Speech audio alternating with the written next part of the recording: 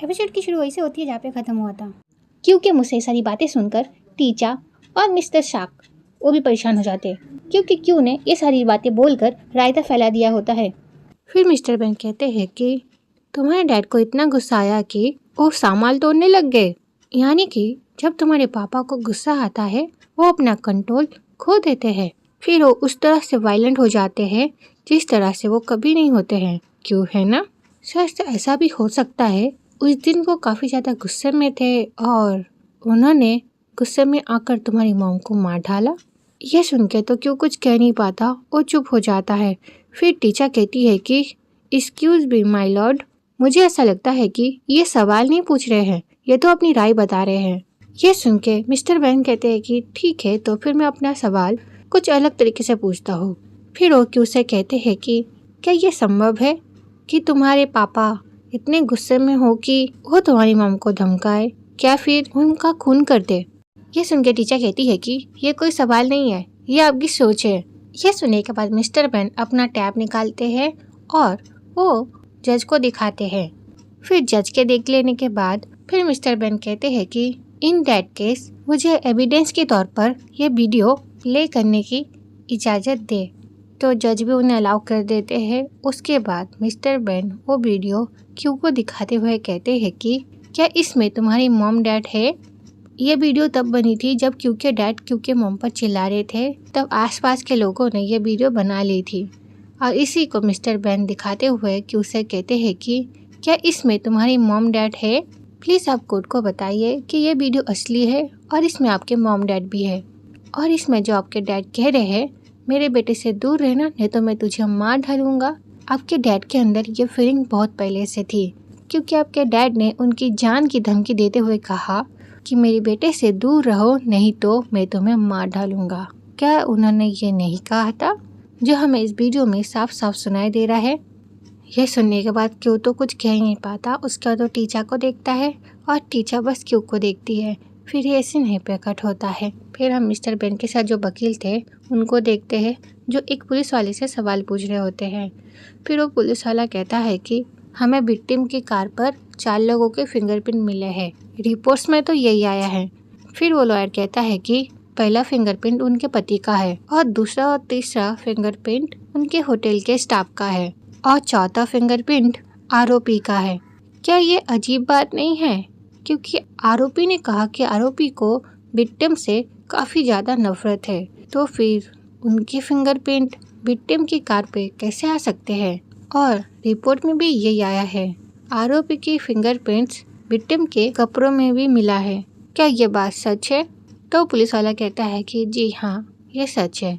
ये कहते ही ये से नहीं प्रकट होता है। फिर हम टीचा को देखते हैं, जो उस पुलिस वाले से सवाल पूछ रही होती है। टीचा उनसे कहती है कि मैंने सुना है कि केस के पिछले इंचार्ज लॉयर ने विक्टिम के सर में जो चोट लगी है इस चीज़ की जांच करने के लिए कहा था। क्या ये बात सच है? यह सुनकर पुलिस वाला कहता है कि जी हाँ, ये सच है। हमने ये ऑलरेडी जांच करके लॉयर को डॉक्यूमेंट भेज दी है। यह सुनकर टीचर कहती है कि क्या लॉयर ने वो सबमिट किया है? क्योंकि मुझे तो अब तक मिली नहीं। यह सुन के तो इस लॉयर का मुंह बन जाता है। यह सुन के मिस्टर बेन और उनके लॉयर्स कुछ कह नहीं पाते।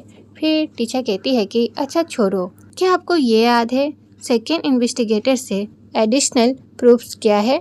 यह सुन के वो कहता है कि हाँ, मुझे याद है, हमें विक्टिम के सर से कुछ कांच के टुकड़े मिले हैं। हम भी इन्हें देखकर काफ़ी हैरान थे। Hello my YouTube family, thank you so much कि आप लोग मुझे इतना सपोर्ट करते हो। आज सॉरी कि वीडियो के बीच में बोल रही हूँ, बट ये बात बोलनी ज़रूरी है क्योंकि मैं कुछ दिन वीडियो नहीं छोड़ने वाली। और इसका रीज़न ये है कि मेरे बोर्ड्स आ गए हैं, 12 के फाइनल एग्ज़ाम्स काफ़ी जल्दी आ गए। सच कहूँ तो टाइम का पता ही नहीं चला। तो जब तक मेरे फाइनल एग्ज़ाम्स ख़त्म नहीं हो जाते तब तक मैं वीडियोस नहीं बना पाऊँगी, बट तब तक आप लोग शॉर्ट वीडियो देखकर एंजॉय कर सकते हो। आप लोग उन वीडियोस को भी काफ़ी प्यार देना। Okay, let's start this video.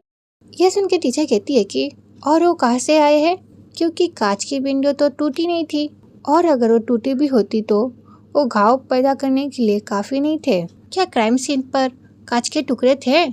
यह सुन के वो कहता है कि जी नहीं मैम, वहाँ पर नहीं थे, हमें क्राइम सीन पर कहीं भी कांच के टुकड़े नहीं मिले थे। यह सुन के टीचर कहती है कि क्या आपको लॉयर ने और भी ज़्यादा इन्वेस्टिगेट करने के लिए नहीं कहा था? क्योंकि ऐसी बातों को तो अनदेखा नहीं किया जा सकता। ये सारी बातें सुन के तो बाकी लॉयर्स के पसीने छूट रहे होते हैं। फिर टीचर कहती है कि और ये भी तो हो सकता है कि विक्टिम के सर में जो चोट लगी है इसी के कारण उनकी मौत हुई हो, जिस बारे में अभी तक हमें पता ना चली हो। फिर टीचर कहती है कि मैं प्लेंटिफ की वकील से दूसरी पोस्टमार्टम रिपोर्ट कोर्ट में पेश करने की रिक्वेस्ट करती हूँ। फिर ये सीन यहीं पे कट होता है। फिर हम देखते हैं रेबेक को, जो काफ़ी ज़्यादा गुस्से में होता है।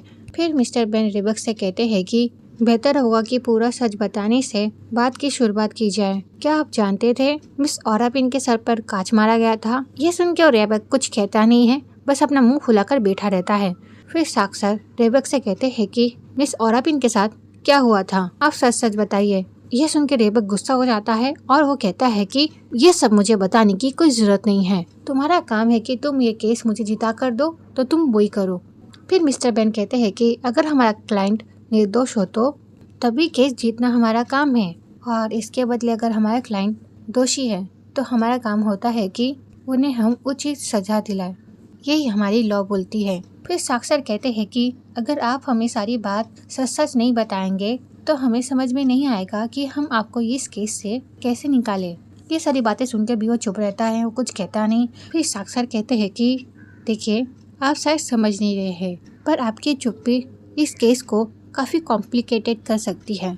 यह सुन के रेबेक को गुस्सा आ जाता है और वो साक्षर का कॉलर पकड़ लेता है और वो कहता है कि उठ साले, तू जानता भी है मैंने रॉसे हार्वे को कितने पैसे दिए? हाँ? फिर साक्षर कहते हैं कि देखिए सर, आप मेरा कॉलर छोड़िए। फिर रेबेक कहता है कि मैंने लाख रुपए दिए हैं, समझ रहा है? इतने पैसे मैंने केस हारने के लिए नहीं दिए हैं तुम लोगों को। समझ में आ रहा है तुझे मैं क्या कह रहा हूँ? हाँ? फिर मिस्टर बेन रेबेक से कहते हैं कि सर शांत हो जाइए, प्लीज़ शांत हो जाइए। देखिए, हम कोई राय नहीं बनाना चाहते आपके लिए, बट मुझे पसंद नहीं कि कोर्ट में अचानक बातें सामने आ जाए। तो ये वीडियो यहीं पे खत्म होती है। नेक्स्ट पार्ट के लिए कमेंट करना। Okay, bye bye.